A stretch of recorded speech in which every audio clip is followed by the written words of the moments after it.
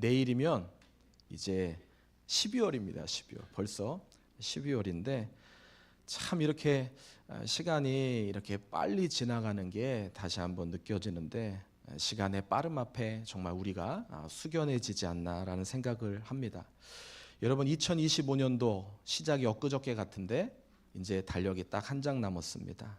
한 해 시작하시면서 어떤 마음으로 올 한 해를 시작하셨는지 제가 작년 연말에 했던 설교를 이렇게 보니까 작년에 제가 겁박하는 게 아니라 2025년도는 정말 어려운 한 해가 될 거다, 힘들 거다, 어려운 한 해 하나님이 우리에게 힘 주셨으면 좋겠다 그런 말씀을 제가 나눴는데 아마 기억하실 겁니다. 탄핵 전국으로 시작해서 여러 가지 일들이 암울한 그런 수치들이 올 한 해 있었던 것이 사실입니다. 그러면서도 제 마음에는 그래도 저랑 똑같은 마음이 아니셨을까 생각하는데 평안했으면 좋겠다. 그래도 어렵지만 올해 우리에게 좀 기쁜 일이 있으면 좋겠다. 남들 다 힘들다고 하는데 그래 기쁘게 살자.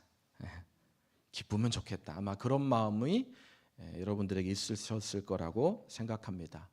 그런데 제가 제 아내랑 11월 또 어젯밤에도 그랬어요. 같이 얘기하는데 한 해를 돌아보면서 참 올 한 해 참 감사한 일이 많이 있었던 것 같다 이런 고백을 함께 했습니다. 실제로 그 어떤 해보다 하나님이 저에게 또 가정에게 주시는 애가 참 큰 그런 또 교회적으로도 큰 한 해였다고 믿습니다. 여러분들은 어떠셨어요? 올해 2025년도 어땠습니까? 어려움이 있었지만 그래도 하나님 우리를 지키시고 보호하시고 또 은혜 주셔서 또 행복한 그런 한 해를 맞이하시는 분들이 우리 중에 있었을 거라고 확신합니다. 그러셨죠? 자, 그런데 제가 아내랑 그런 고백을 한 다음에 왜 하나님이 올해 어렵다고 말하는 그 해에 남들은 다 어렵다고 얘기할 수 있지만 더 큰 은혜를 하나님께서 주셨나 제가 중요한 사실 하나를 깨닫게 되었습니다. 그게 뭐냐면 제가 점점요 나를 기쁘게 하는 것보다 어떻게 하면 우리 주님을 좀 더 기쁘게 해드릴 수 있을까라는 그런 생각이 저에게 많이 있었기 때문이 아니었나 생각합니다. 자, 이게 주님이 기뻐하시는 것이라는 사실을 다시 한번 생각해 봅니다. 여러분 하나님을 기쁘시게 하는 가장 일반적인 방법 가운데 하나가 있다면 그것이 예배입니다. 예배. 제가 올해 보니까 예배 한 번도 안 빠졌더라고요. 그래 이런 거지. 하나님이 기쁘시게 또 하나님을 기뻐하게 한 것이 아니었나 생각하는데 그런 마음이 들었습니다. 여러분 오늘 이 시간 여기 있는 모든 분들이 지금 예배하러 오늘 이 시간 오셨잖아요. 여러분 예배하는 이것이 여러분 그 어떤 것보다도 하나님을 기쁘시게 하는 거라는 사실 여러분 아십니까? 이게 하나님을 정말 기쁘게 하시는 거거든요. 오늘 우리 모두가 해를 더하여올수록 하나님을 기쁘시게 하는 저와 우리 모두가 되길 예수님의 이름으로 소망합니다. 그러니까 제가 느끼고 깨닫는 거예요. 제가 생각하는 거는 정말 내 마음에 어떻게 하면 하나님을 조금 더 기쁘게 해드릴 수 있을까라는 마음, 생각을 바꾼 것밖에 없는데 제 삶이 달라지더라는 겁니다. 더 많은 걸 하나님이 깨닫게 하시더라는 거예요. 하나님이 더 많은 걸 하나님이 저에게 주시는 것을 경험하게 되더라는 것입니다. 저는 오늘 이것을 여러분들과 함께 나누고 싶습니다. 여러분, 우리 자신을 기쁘게 하는 것보다 하나님을 더 기쁘게 하시면 하나님이 더 놀라운 역사를 이루신다는 것을 믿으시기 바랍니다. 의외로요, 신앙생활하고 하나님 믿는 분들이 이걸 잘 잊어버리고 신앙생활하는 경우가 너무 많습니다.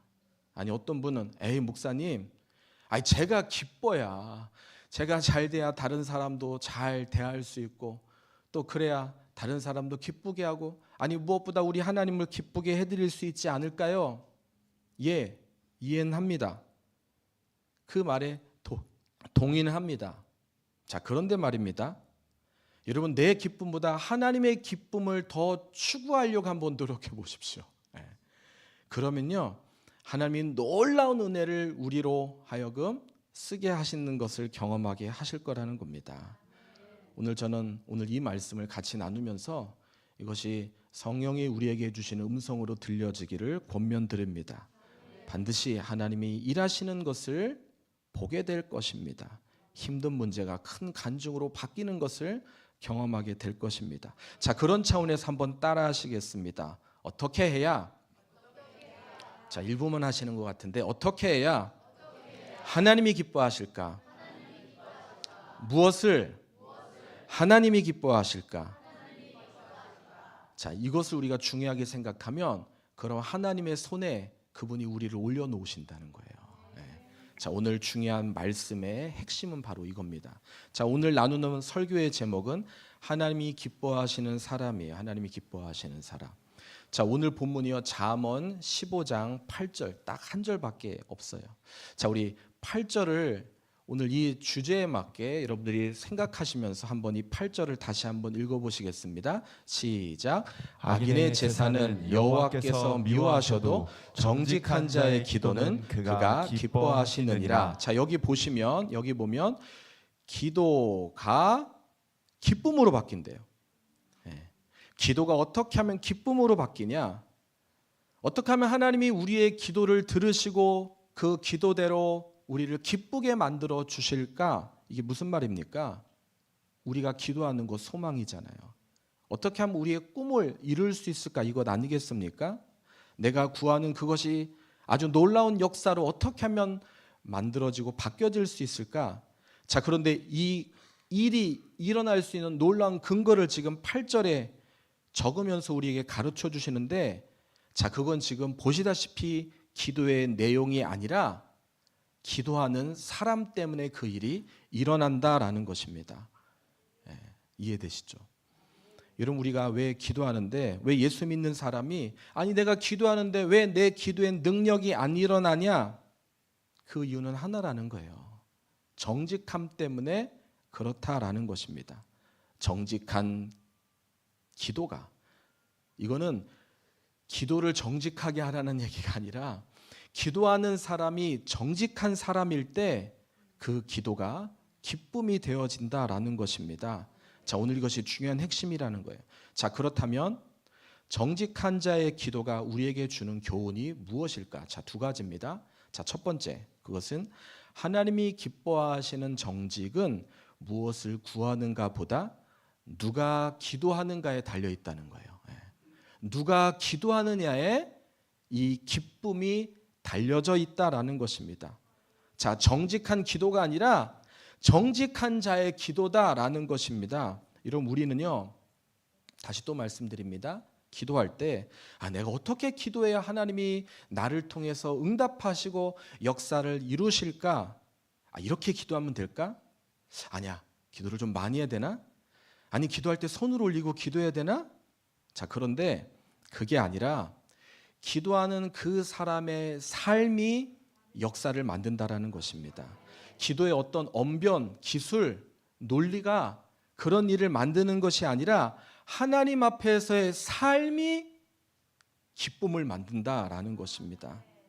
제가 이렇게 운전하면서 우연히 제가 라디오에서 CBS 어떤 목사님께서 하신 말씀을 제가 들었는데 아주 여기에 꼭 맞는 얘기를 하시는 것 같아요. 그분이 기도에 대해서 말하는데 이렇게 얘기하시더라고요. 여러분, 하나님 앞에 기도할 때 숨기지 말고 기도하십시오. 아니, 숨길 게 뭐 있어요? 하나님 앞에 기도하는데. 하나님 앞에 숨기면서 숨길 거는 하나도 없습니다. 그렇게 얘기하는데 틀린 말이 아니더라고요. 그 말이 맞는 말이더라고요. 여러분, 우리가 하나님 앞에 기도할 때 정직하게 기도하는 거, 이걸 우리 하나님이 기뻐하신다는 거 아니겠습니까? 더불어서 그것은 우리의 삶이, 우리 행동이, 우리의 태도가 하나님 앞에서 정직한 것이 얼마나 중요한지 보여주는 거 아니겠습니까? 여러분, 그럼 정직한 게 뭐냐는 거예요. 정직한 게. 정직한 건 제가 볼 때 딱 하나밖에 제가 생각이 안 나요. 예수님을 내 안에 모시는 거예요. 여러분, 예수님을 내 안에 모신 사람은 정직하지 않을 수 없습니다. 예수님이 내 안에 계신데 어떻게 내 행동이, 내 삶이, 내 말이, 내 행동이 정직하지 않을 수 있겠습니까? 주님이 나와 함께 하신다. 주님이 내 기도를 들으신다. 정직할 수밖에 없어요. 기도의 그 내용이 달라질 수밖에 없어요. 그리고 그 사람이 하는 그 기도 얼마나 하나님의 놀라운 역사를 이루고 만들겠느냐라는 겁니다. 아니, 우리 주님이 그것을 기뻐하세요. 우리 주님이 우리 안에서 얼마나 그것을 소망하시겠습니까? 우리가 정직하게 살고 바르게 사는 것을 우리 주님이 얼마나 기뻐하실까? 오늘 이 자리에 계신 여러분, 하나님이 정직한 기도를, 정직한 삶을 기뻐하신다라는 거예요. 당연한 말이잖아요. 당연한 말이잖아요. 하나님이 그것을 원하신다. 저는 그런 삶 우리가 살 때 우리의 기도가 응답되어질 수밖에 없다라고 확신합니다. 자, 성실한 자의 기도를 기뻐하신 하나님. 제가 이것을 말씀을 나누는데 딱 여기에 생각나는 하나의 예화가 생각나더라고요. 전에도 가끔 제가 언급했던 분인데 허드슨 테일러. 여러분 허드슨 테일러라는 선교사님이 계셨어요. 아마 허드슨 테일러 선교사님을 아실 거예요. 그가 영국에서 아주 촉망받는 사람이었습니다. 똑똑한 분이었습니다. 게다가 그는 하나님 앞에 부름받고 그가 신학을 공부했는데 그 공부한 그 신학에 그는 아주 제일 잘한 장학생이 될 정도로 똑똑한 수석을 했던 그런 사람이었습니다. 그리고 그는 그의 미래가 촉망되는 것처럼 큰 교회에서 그를 초청하기를 원했고 또 그를 데려가기를 원했습니다. 자, 그런데 허드슨 테일러가 그것을 다 내려놓습니다. 내려놓은 이유는 하나님이 정말 기뻐하시는 게 무엇일까? 자기가 생각해 보니까 목사도 좋지만 하나님이 나를 선교사로 쓰기를 원하시는구나 라는 마음을 그가 가지게 된 거예요. 그래서 내가 인도로 선교를 가야 되겠다. 당시 인도는 오늘도 마찬가지지만 여러분 제가 선교지 여기저기 다녀봤지만 인도만큼 힘든 곳이 없더라고요. 인도에 대한 경험이 정말 강렬합니다. 당시 영국은 최고로 잘 사는 나라였거든요. 그런 그가 인도로 선교사로 간다. 이게 얼마나 그에게 있어서 참 큰 결정입니까? 하나님이 기뻐하실 결정인 거죠. 그는 인도로 선교사로 가기 위해서 배를 타고 이제 떠나는 중이었어요. 하나님이 정말 기뻐하시는 결정을 내가 했다라는 자부심을 갖고 인도로 향해 하고 있는 거예요. 자, 그러던 그가 갑자기 자기 친구가 자기에게 준 편지 한 통이 생각났어요. 그래서 그 편지를 배 안에서 읽는데 그가 그 편지를 통해서 그가 하는 말이에요. 나는 내 인생의 두 번째 회심을 하게 되었다라고 이렇게 고백합니다. 자, 어떤 일이었길래 아니 원래 회심이라는 건 한 번 있는 거 아니겠습니까? 그가 신학을 했고 또 주의 길을 가겠고 또 선교사로 결단했던 건 그런 회심 때문이 아니었습니까? 자, 그런데 그가 이 친구의 편지로 인해서 회심을 했다. 이게 무슨 말인지 한번 들어보십시오. 허드슨 테일러가 이제 인도 선교하는 그런 과정 가운데 친구가 준 편지를 이렇게 읽어보는데 그 친구도 목회자였어요. 목사였어요. 이렇게 써 있는 거예요. 쭉 써 있는 내용 가운데 중간에 이런 내용이 있어요. 허드슨, 나는 내가 참으로 성령 충만하기까지 영혼을 정말 사랑하는 선교사가 되도록 나는 너를 위해서 쉬지 않고 기도하겠다. 여러분 이게 얼마나 감동적인 또 격려가 되는 힘 있는 말입니까? 자, 그런데 우리 마음이 좋아서 그래요. 허드슨 테일러가 쭉 편지를 읽는데 갑자기 한 대목 때문에 그 마음이 불편함을 느낀 거예요. 뭐라고? 나는 내가 참으로 성령이 충만하기까지 한 영혼을 전도하는 선교사가 되길 원한다? 아니, 그러면 내가 지금 성령 충만하지 않다는 말인가? 라는 불편한 마음이 그 마음 속에 생겼던 겁니다. 자, 그리고 그 불편한 마음 때문에 갑판에 올라와서 그 편지를 딱 구겨서 자기 침상에 쓰레기통에 던져버리고 아니 내가 지금 그 어떤 것보다도 하나님이 제일 기뻐하시는 게 선교라고 생각해서 그 좋은 조건도 지금 마다하고 하나님 앞에 이렇게 내가 부르심으로 헌신했는데 더 성령 충만해지기까지 한편으로 불편한 거예요. 그리고 울그락불그락 하면서 바람을 쐬다가 다시 갑판에 내려와서 밤에 잠을 청하는데 이리 뒤치럭 저리 뒤치럭 잠이 안 오게 되는 겁니다. 불편한 거예요. 잠이 안 오는 거예요. 자, 그리고 바로 그러던 그 순간이에요. 갑자기 하나님께서 그의 마음을 만지신 거예요. 너가 지금 선교하는 그 선교가 너의 기쁨을 위해서냐? 나의 기쁨을 위해서냐? 이런 음성이 갑자기 그 마음속에 들리더라는 거예요. 근데 그가 벌떡 일어나서 자기가 쓰레기통에 던졌던 그 편지를 다시 읽는데 아주 놀라운 일이 벌어진 거예요. 분명 그게 자기 친구가 자기한테 준 편지였거든요.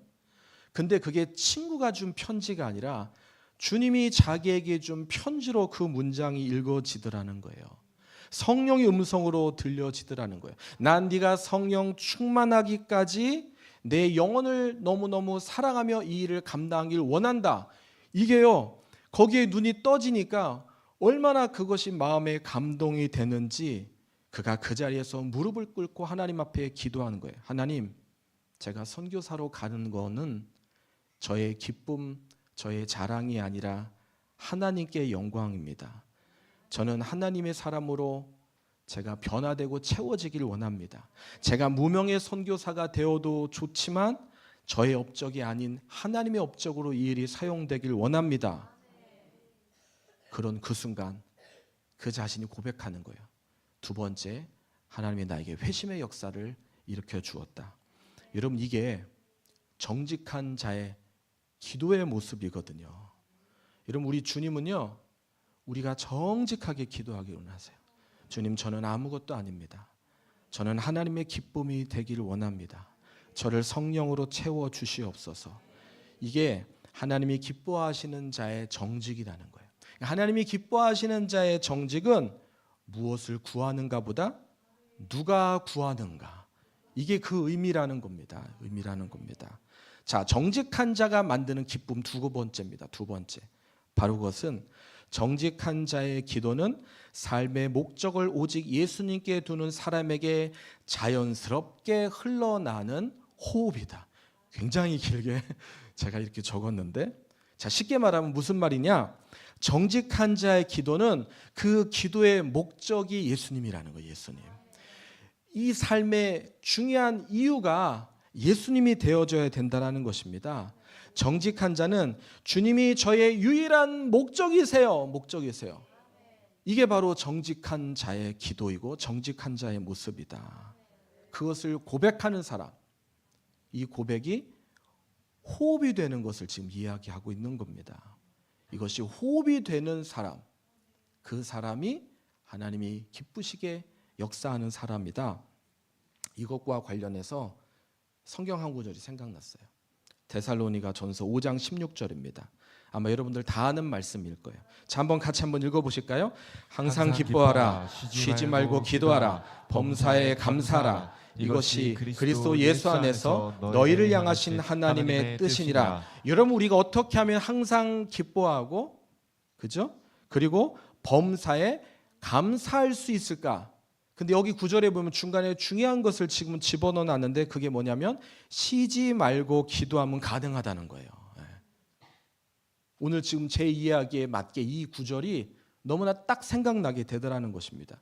여러분, 우리가 어떻게 하면 항상 기뻐하고 항상 즐거워하고 범사에 감사할 수 있을까? 그렇잖아요. 생각해 보세요. 기도 늘 하면 그 일이 일어나지 않겠습니까? 기도 하면 그 일이 일어나는 거예요. 자, 근데 제가 이렇게 얘기하면 우리 중에 이러실 수 있어요. 아니, 목사님 어떻게 만사를 제껴놓고 항상 쉬지 않고 기도를 할 수 있겠습니까? 이건 불가능한 일입니다. 그렇게 우리가 얘기할 수 있어요. 맞아요. 그 말 동의합니다. 동의합니다.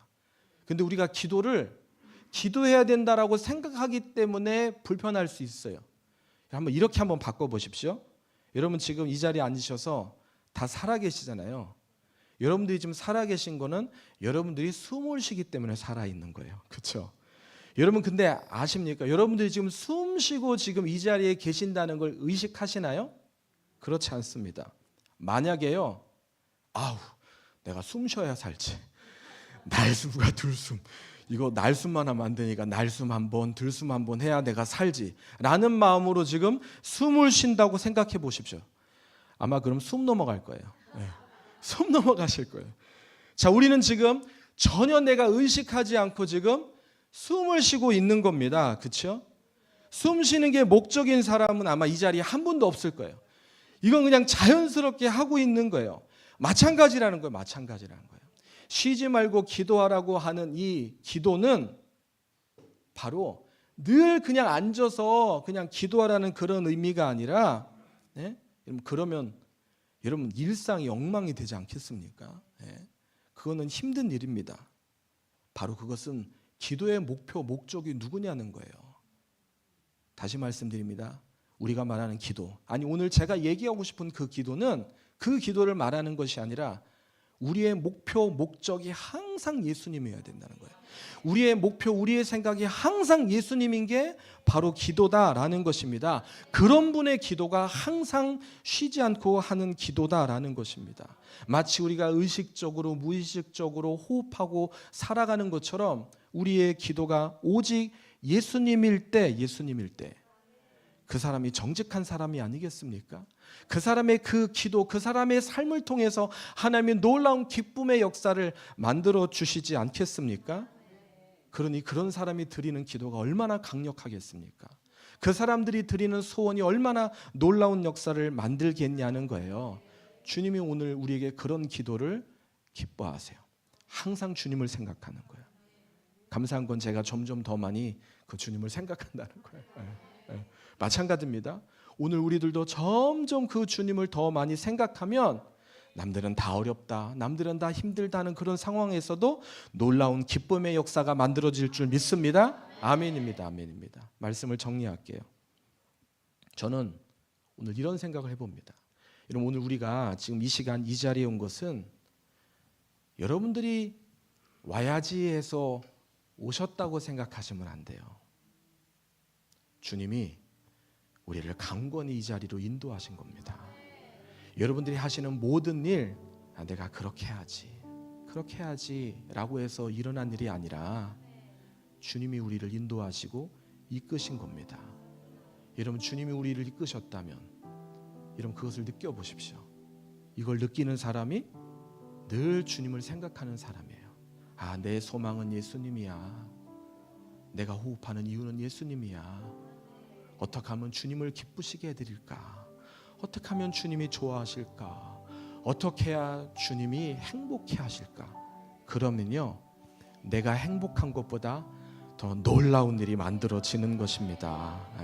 오늘 우리 가운데 병상에 있으신 분, 그럼에도 오늘 예배하러 오신 분 계시죠? 주님이 이끄신 거예요.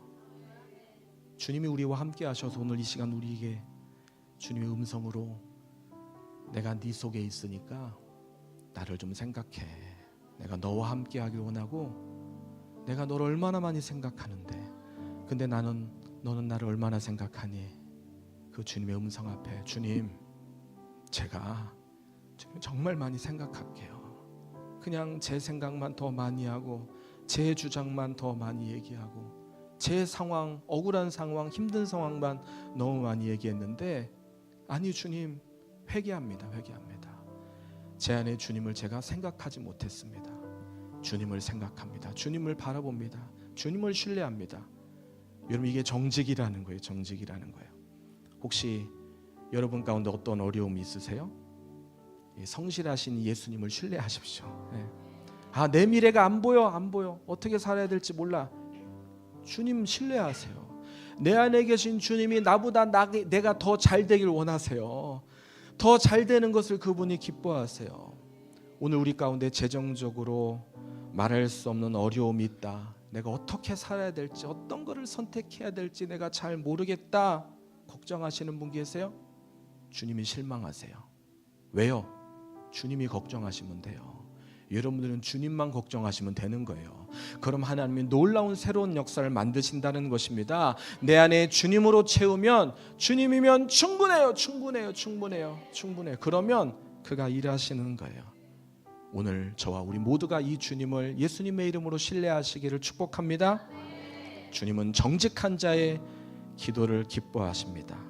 그럼 주님이 일하시는 거예요. 주님이 하시는 일을 보게 될 것입니다. 나뿐만 아니라 내 옆에 있는 사람에게 그 은혜가 흘러갈 것입니다. 나도 살고 내 가정도 살고 내 옆에 있는 사람도 살고 우리 부부도 살고 우리 자녀도 살고 우리 라온 지구촌교회가 살아날 줄 믿습니다. 아멘.